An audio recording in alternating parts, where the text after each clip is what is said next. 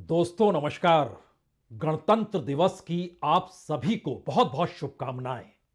दरअसल जब संविधान लिखा जा रहा था उस वक्त संविधान सभा में यह चर्चा खासी लंबी हुई थी। क्या वाकई इस देश में चुनाव के आसरे देश की राजनीतिक विचारधारा राजनीतिक दलों की विचारधारा के अनुरूप बदल सकती है? यानी किसी राजनीतिक दल की कोई विचारधारा हो तो क्या वह सत्ता में आने के बाद इस देश की उस विचारधारा को बदल भी सकती है जिस विचारधारा को सोचकर मौजूदा वक्त में संविधान को लेकर चर्चा की जा रही है? शायद तब यह सवाल इस रूप में सामने उभरा नहीं था कि इस देश के भीतर में देश को लेकर ही ऐसी ऐसी विचारधाराएं उभरेंगी जो राजनीतिक तौर पर सत्ता को पाने के लिए जनता के सामने कुछ ऐसे सवालों को खड़ा कर देगी जहां पर यह जनता को तय करना होगा या फिर जनता को बट जाना होगा वह किस विचारधारा के साथ खड़ी है और वह सोचती है क्या वाकई इस देश के भीतर में फला राजनीतिक दल के आश्रय उसी विचारधारा के जरिए देश को होना चाहिए। यानी सवाल संविधान का आ सकता है। संविधान के दायरे के तहत या संविधान की परिभाषा को गढ़ते वक्त शायद यह सवाल संविधान सभा ने कभी सोचा ही नहीं कि इस देश में संविधान भी चुनावी राजनीति का मुद्दा हो सकता होगा। लेकिन बीते दिनों देखिए संविधान ही देश का मुद्दा बनता चला गया। और मौजूदा वक्त का सच तो यह भी है कि इस देश में जनता या कहें वोटर वह दो धाराओं के बीच आकर खड़ा हो चला है।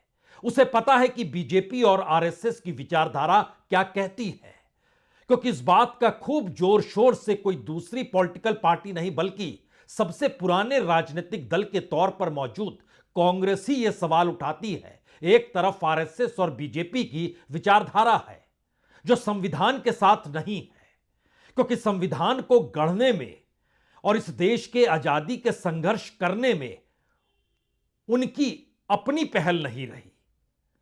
और इस देश के संविधान को लेकर भी यह माना गया कि दरअसल यह पश्चिमी सभ्यताओं से प्रभावित है, यानी वेस्टर्न थिंकर्स इस पर प्रभावी शुरू से रहे। शायद इसीलिए एक लंबे कार्यकाल के दौर में जब जब संविधान का जिक्र हुआ माना तो यही गया जो भी पॉलिटिकल पार्टी आएगी संविधान के आश्रय ही इस देश की सियासत को साधेगी। लेकिन देखिए 75 बरस पूरे हो गए गणतंत्र दिवस के और अब दिल्ली का चुनाव है। तो दिल्ली का चुनाव सिर्फ दिल्ली का चुनाव है, जबकि दिल्ली कोई राज्य के तौर पर स्थापित नहीं है। दिल्ली की मौजूदगी किसी राजनीतिक दल को यह ताकत भी नहीं देती है कि अगर उसका मुख्यमंत्री बन जाए तो दिल्ली के बारे में वो सारे निर्णय ले ले, क्योंकि दिल्ली देश की राजधानी है। इसकी सुरक्षा का जिम्मा देश के गृह मंत्रालय के पास है, यानी देश के गृह मंत्री दिल्ली की सुरक्षा का बंदोबस्त सुरक्षा कर्मियों के जरिए करेंगे, दिशा निर्देश उन्हीं के होंगे। इस देश के भीतर में केंद्र शासित राज्य में चुने हुए मुख्यमंत्री का महत्व दिल्ली में तो और ज्यादा कम है, क्योंकि यहां पर लेफ्टिनेंट गवर्नर उन्हीं के पास ताकत है। अगर उन्होंने किसी भी ऐसी फाइल पर साइन नहीं किया जो राजनीतिक वादा दिल्ली के मुख्यमंत्री ने जनता से किया हो तो चाहकर भी और विधानसभा बार बार बुलाकर भी प्रस्ताव पास कराकर भी वह दिल्ली में अपनी बात को लागू करा ही नहीं सकते हैं। तो एक सवाल यहां पर हर जहन में होना चाहिए, क्या वाकई संविधान सभा में इस बात की कोई चर्चा कभी रही? बिल्कुल नहीं। किसी ने सोचा ही नहीं था कि चुना हुआ मुख्यमंत्री इतना कमजोर हो भी सकता है। लेकिन फिर अगला सवाल है, तो दिल्ली का चुनाव इतना महत्वपूर्ण क्यों है? एक तरफ बीजेपी और आरएसएस की विचारधारा है, दूसरी तरफ कांग्रेस खुद को देश के आंदोलन, आजादी के आंदोलन और संविधान को बनाने और गढ़ने से लेकर इस देश को किस तरीके से चलाया जाए उसकी पूरी जड़ों को उसने सींचा, आगे बढ़ाया। यह कहने से वो चूकती नहीं है, क्योंकि कांग्रेस एक पार्टी नहीं विचारधारा है, इसे बाखूबी कहा जाता है। और इन दोनों के बीच एक तीसरी धारा निकल कर आई जिसने खुले तौर पर ऐलान किया कि दरअसल उनकी विचारधारा तो इस देश की जनता के साथ है और यह मॉडल या यह विचारधारा उसके साथ जनता को खड़े होना होगा, क्योंकि जनता का पैसा जनता के बीच जाए या जनता का पैसा सत्ता के कॉरपोरेट मित्रों के पास जाए, यह एक नई विचारधारा उभर कर सामने लाई गई। सवाल है कि क्या वाकई दिल्ली का चुनाव इतना महत्वपूर्ण है? यकीनी तौर पर मौजूदा वक्त की परिस्थितियों में एक के बाद एक 3 मैनिफेस्टो बीजेपी ने रखे हैं। आखिरी मैनिफेस्टो रखने के लिए खुद गृह मंत्री अमित शाह सामने आए। दिल्ली में चुनाव प्रचार के लिए योगी से लेकर मोदी तक चुनाव मैदान में आपको नजर आ रहे हैं। आने वाले वक्त में कई कैबिनेट और मिनिस्टर्स आपको नजर आएंगे। अरविंद केजरीवाल आम आदमी पार्टी के संयोजक और इसमें उनकी सत्ता चूंकि पंजाब में है, तो पंजाब के मुख्यमंत्री और पंजाब की पूरी सत्ता ही दिल्ली में चुनाव प्रचार के मैदान में कूद चुकी है, तन मन धन से।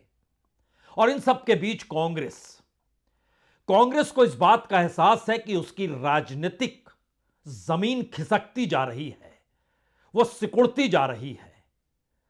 तो क्या दिल्ली के चुनाव के आसरे जिन बातों का वह जिक्र कर रही है, या दिल्ली चुनाव के बीच में जिन बातों का वो जिक्र कर रही है, वो बातें क्या वाकई इतनी महत्वपूर्ण है कि दिल्ली के चुनाव परिणाम इस देश की सियासत पर असर डालने वाले हैं? और इसका एहसास मोदी और शाह हो, राहुल गांधी या उनके साथ खड़े कांग्रेस की टीम हो, या फिर अरविंद केजरीवाल ही क्यों ना हो, सभी को हो चला है।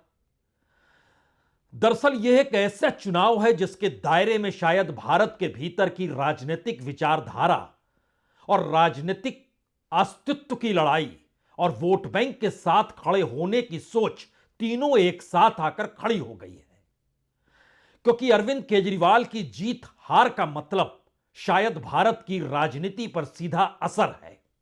बीजेपी की जीत हार का मतलब शायद उनकी अपनी राजनीति और उनकी अपनी राजनीतिक बिसात पर आने वाले वक्त को लेकर कौन सी चाल कैसे चलनी है, वह तय होना है।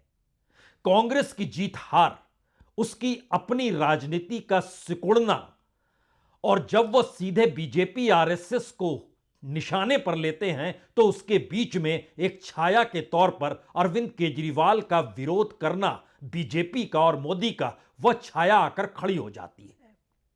इन तीन धाराओं के बीच में आज चल लीजिए, क्योंकि दिल्ली का चुनाव यूं तो कुछ भी नहीं है। एमसीडी का चुनाव भी बड़ा चुनाव है दिल्ली में, जहां पर एक ताकत है, जहां पर जिम्मेदारी है। लेकिन यहां कोई जिम्मेदारी या ताकत इस रूप में है नहीं। आप पहली लाइन ही कह सकते हैं कि दिल्ली में सरकार तो बीजेपी ही चला रही है, क्योंकि लेफ्टिनेंट गवर्नर उसी का है। और दूसरा सवाल यह भी कह सकते हैं कि बीजेपी दिल्ली में चुनाव नहीं जीत रही थी तो यह उसके लिए लाभदायक इसलिए था क्योंकि दिल्ली का मैसेज एंटी इनकम्बेंसी के तौर पर राष्ट्रीय स्तर पर बीजेपी को हानि पहुंचा सकता था, जो अलग अलग राज्यों में सत्ता रहते हुए बीजेपी जो करना चाहती थी वो कर नहीं पाई। गुजरात मॉडल ने इस देश को क्या दिया, मध्य प्रदेश के मॉडल में क्या दिया, छत्तीसगढ़ में भी लंबे वक्त तक बीजेपी रही, लेकिन मिला क्या? इस देश के भीतर में बीजेपी शासित 10 से 20 बरस तक रहने के बावजूद भी वो कौन सी परिस्थिति थी जिसमें बीजेपी ने राष्ट्रीय तौर पर अपनी कोई उपलब्धि बताई नहीं, या फिर बता पाने की स्थिति में वो आई नहीं। कांग्रेस के पास भी सिर्फ अतीत के पन्ने हैं। उन अतीत के पन्नों के आश्रय वो ये कह सकती है कि हमने अतीत में इस देश को गढ़ा है, प्रशासनिक तौर पर गढ़ा है।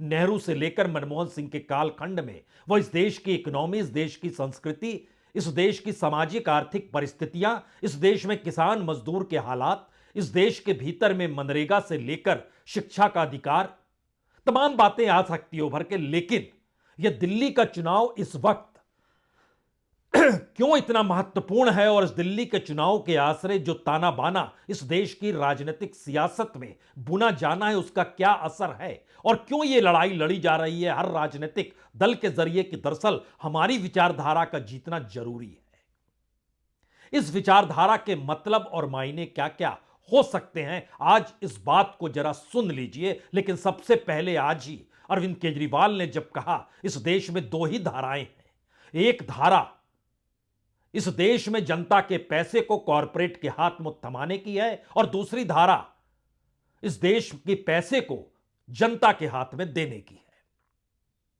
मुझे लगता है ये चुनाव केवल दिल्ली को बचाने का चुनाव नहीं है, ये चुनाव देश को बचाने का चुनाव है। ये चुनाव केवल आम आदमी पार्टी और बीजेपी के बीच का चुनाव नहीं है, ये चुनाव दो किस्म की विचारधाराओं का चुनाव है। मैं सिंपल लैंग्वेज में बताऊंगा। ये चुनाव है कि जनता को ये तय करना है कि देश का और राज्य का सरकारी खजाना और सरकारी पैसा कहाँ खर्च होना चाहिए, किस पे खर्च होना चाहिए, कैसे खर्च होना चाहिए। केजरीवाल जानते हैं दिल्ली का चुनाव उनके राजनीतिक भविष्य को तय कर देगा। दिल्ली में अगर वो हार गए तो फिर पंजाब भी जल्द ही गंवा बैठेंगे। लेकिन दिल्ली में हार का मतलब शायद अपनी राजनीतिक जमीन बनाने और बचाने की जो राजनीति टैक्स पेयर के पैसे से ही, सरकारी खजाने से ही, और दिल्ली में चूंकि टैक्स जो जमा होता है वह दूसरे राज्यों की तुलना में और यहां की जनसंख्या के लिहाज से सबसे ज्यादा है, और दिल्ली में प्रति व्यक्ति आय देश के तमाम राज्यों से कहीं ज्यादा है। इस देश के औसत प्रति व्यक्ति आय से भी 4 गुना ज्यादा दिल्ली की प्रति व्यक्ति आय है। बावजूद इसके दिल्ली के भीतर का मॉडल टकराता है उस मॉडल से जो प्रधानमंत्री मोदी कॉरपोरेट के हवाले पूंजी को करते हैं, और जो आंकड़ा कांग्रेस लगातार या कहें राहुल गांधी लगातार कहते रहे कि बीते 10 वर्षों में 16 लाख करोड़ रुपया इस देश के कॉरपोरेट को बांट दिया गया और सरकार ने उसे माफ कर दिया, उसका भी नया आंकड़ा सामने आया कि दरअसल बैंकों ने यह जानकारी दी आरबीआई के जरिए कि जो 16 लाख करोड़ कॉरपोरेट को बांटे गए उसमें से सिर्फ 16.6%, 16.6% ही वापस हो पाया और बाकी वापस नहीं हो पाया। यानी 16 लाख करोड़ में से तकरीबन 2 लाख करोड़ मान लीजिए यही वापसी हो पाई, बाकी 14 लाख करोड़ रुपए वापसी नहीं हो पाई। यह एक औसत आंकड़ा है जो आरबीआई जानकारी देती है। तो इसका एक मतलब तो बहुत साफ है कि एक तरफ बड़ा अपराध और उसकी एवज में बिना विजन का अपराध, और इन दो लड़ाइयों के बीच में कांग्रेस अपनी मौजूदगी अतीत के स्वर्णिम अक्षरों को दोबारा से स्वर्णिम बनाने की दिशा में बढ़ना चाहती है। तो यह तीसरी धारा कहां पर कैसे टिकेगी, और इस देश के भीतर शायद सबसे बड़ा मुद्दा इस देश में सामाजिक सांस्कृतिक सामाजिक परिस्थितियों के साथ जो जनता जी रही है और उसके सामने जो मुश्किल हालात हैं, जो सामाजिक ताना बाना बुना गया इस देश में संविधान को बनाते वक्त, और यह कहते हुए कि इस देश को धर्म से नहीं चलाया जा सकता है, इस देश में किसी भी समुदाय विशेष को यह हक नहीं है कि उसकी विचारधारा हर कोई मानने लग जाए। लेकिन एक झटके में भारत की राजनीति बदली है। बीते 10 वर्षों का किस्सा अनकहा नहीं है जिसमें इस देश के सत्ताधारी पार्टी को मुस्लिमों की जरूरत नहीं है, ना उसके वोट की जरूरत है और ना ही उसके मांगों को पूरा करने की जरूरत है। सबका साथ सबका विकास चलेगा, लेकिन सामाजिक ताना बाना कैसे टूटा है, और उन सब के बीच धर्म के आश्रय और धर्म के आश्रय फिर जाति के आश्रय, और उसमें भी ब्राह्मणवाद की सोच और दलितों की परेशानी, ये सारे सवाल अनसुलझे से नहीं है। तो क्या दिल्ली का चुनाव चाहे अनचाहे उस मोड़ पर आकर खड़ा हो गया है जहां पर सबसे बड़ा सवाल यह है कि इस देश को चलाने के लिए जो संविधान ने चुनाव के जरिए सोचा, संविधान सभा के भीतर जो चर्चा हुई, उससे हटकर मौजूदा वक्त में वो परिस्थितियां आकर खड़ी हो गई हैं। क्योंकि यह परिस्थिति सिर्फ उस मॉडल के आश्रय नहीं है जहां पर जिक्र केजरीवाल ने किया, एक मॉडल और आगे आता है।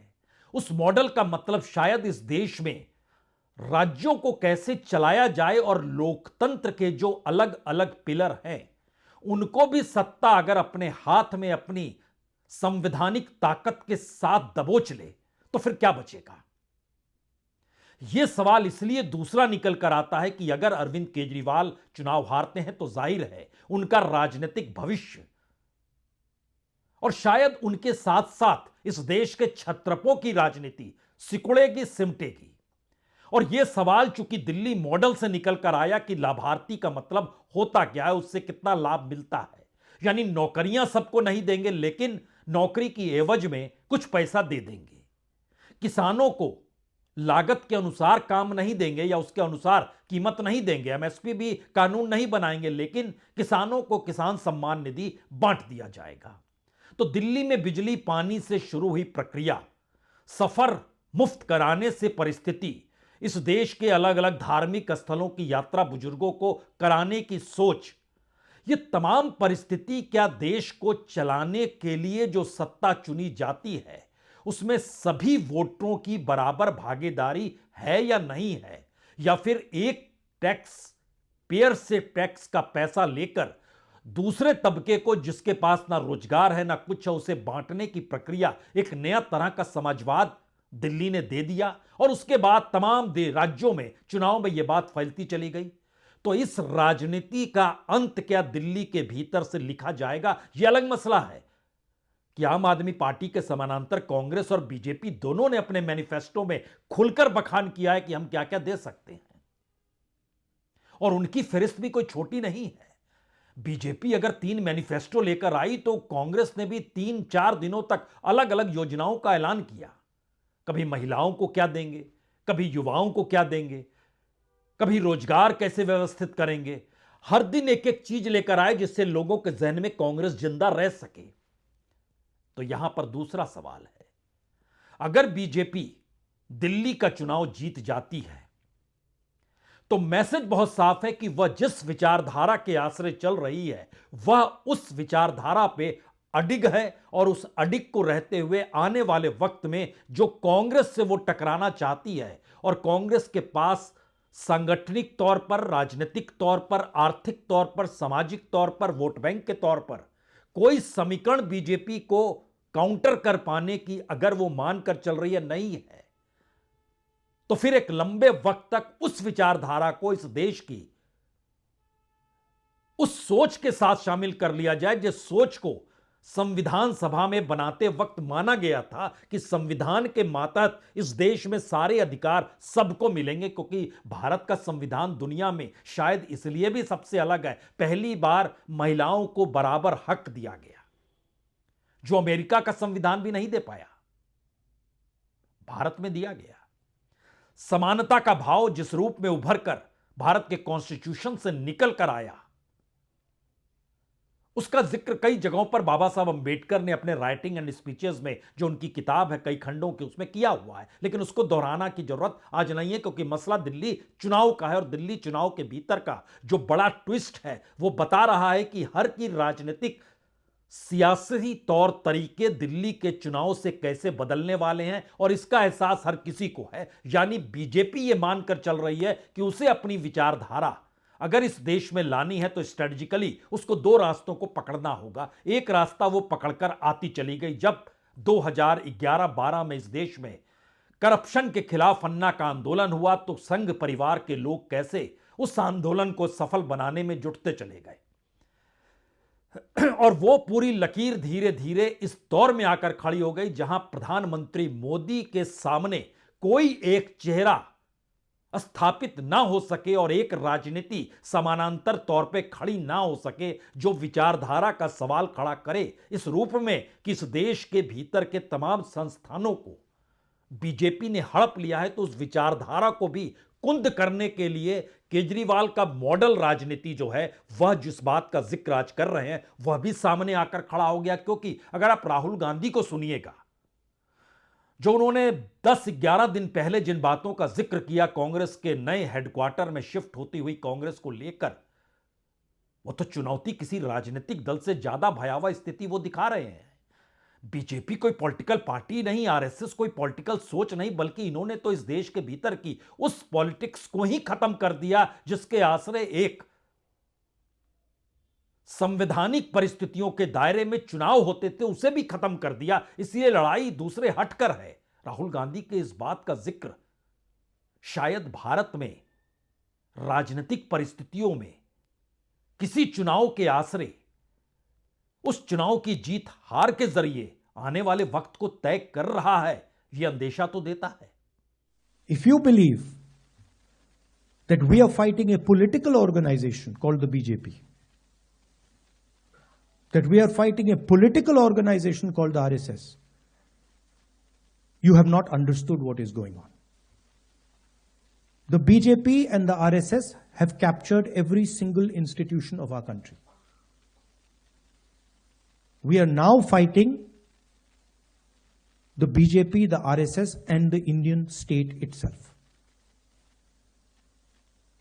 तो राहुल गांधी की यह थ्योरी दिल्ली चुनाव के मद्देनजर यह भी संकेत देती है कि दरअसल बीजेपी क्या चाहती है हर चुनाव में यह ज्यादा महत्वपूर्ण है बनिस्बत आप जो सोच रहे हैं कि चुनाव आप लड़ रहे हैं।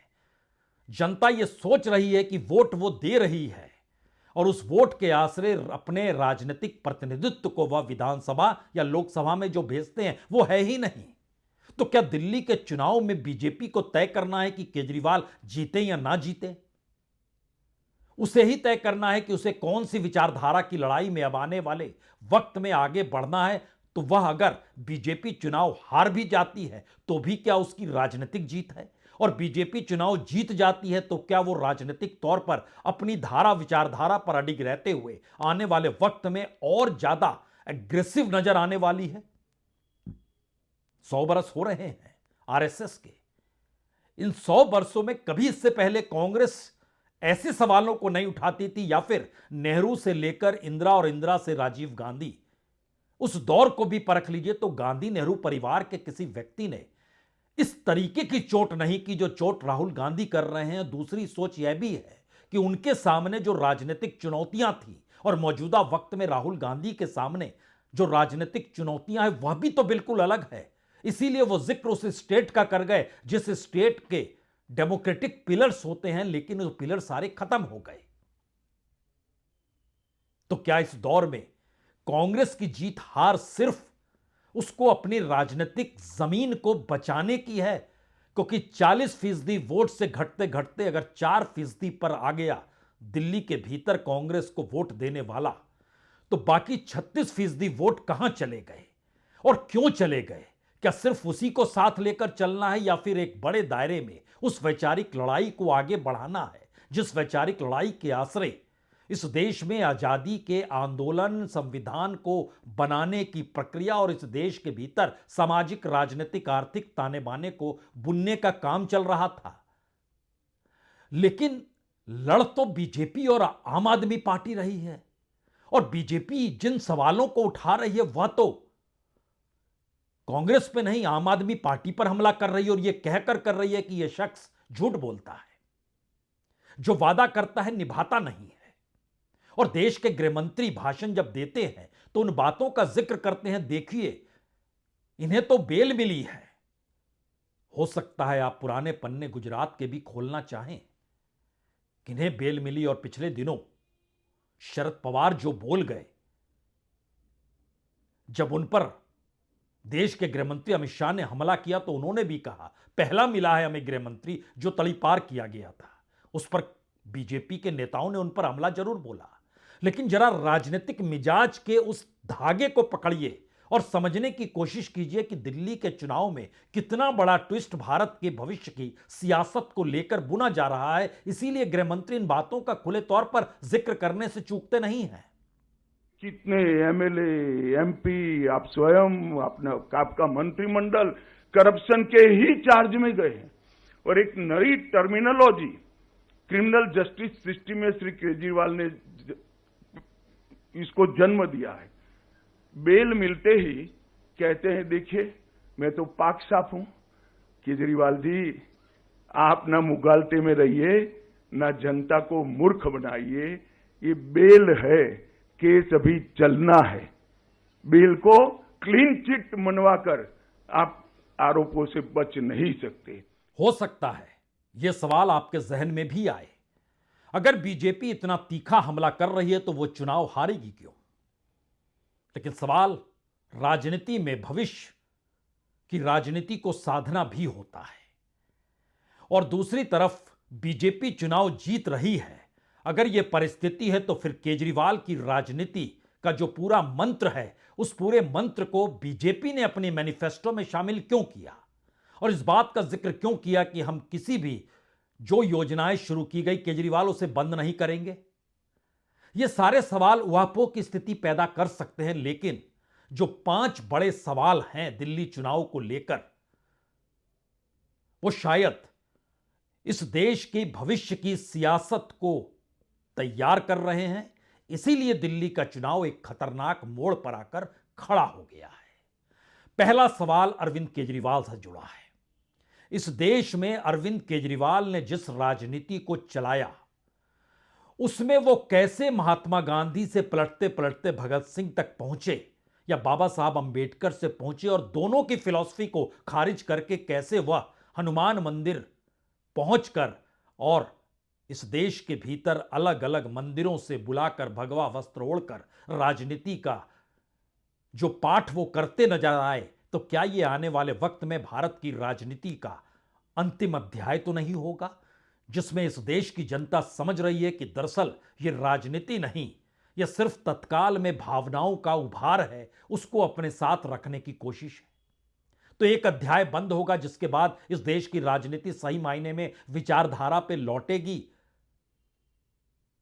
या फिर इसके साथ यह भी सवाल है कि कॉरपोरेट वर्सेस जनता, जिसका जिक्र केजरीवाल खुद ने किया। तो पहला सवाल अरविंद केजरीवाल की पूरी राजनीतिक यात्रा से जुड़ा है, वो चलेगा या नहीं चलेगा। दूसरा सवाल बीजेपी के साथ जुड़ा है।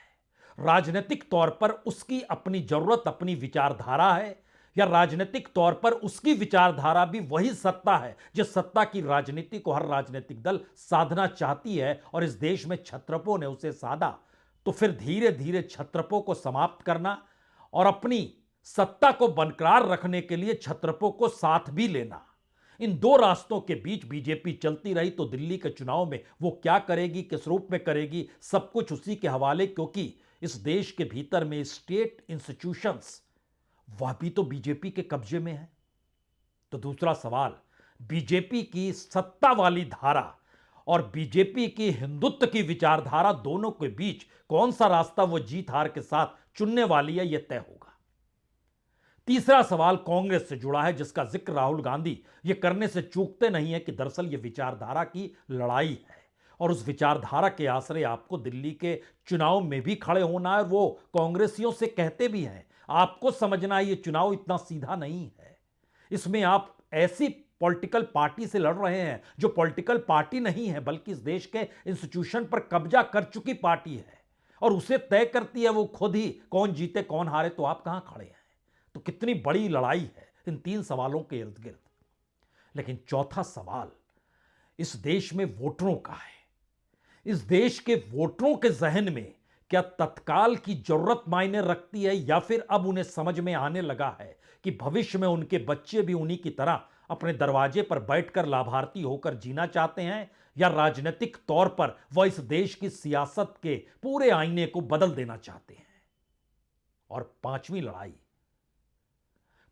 लड़ाई तो इस देश की उस संस्कृति और उसकी जड़ों से जुड़ी है, जो संयोग से जिसका केंद्र दिल्ली का ही चुनाव है। क्योंकि इस चुनाव के जरिए यह भी तय होना है कि भारत में बहुसंख्य तबके के आश्रय राजनीति साधते हुए इस देश की पारंपरिक और वैचारिक सोच को खत्म करके एक नई परिभाषा इस देश को लेकर भी गढ़ी जा सकती है या नहीं गढ़ी जा सकती है, यह तय दिल्ली के चुनाव में ही होना है। और शायद इसीलिए कौन जीत रहा है, कौन हार रहा है, इसकी चाबी किसके पास है, शायद ये अब आप समझ चुके होंगे। बहुत बहुत शुक्रिया, बहुत बहुत शुक्रिया।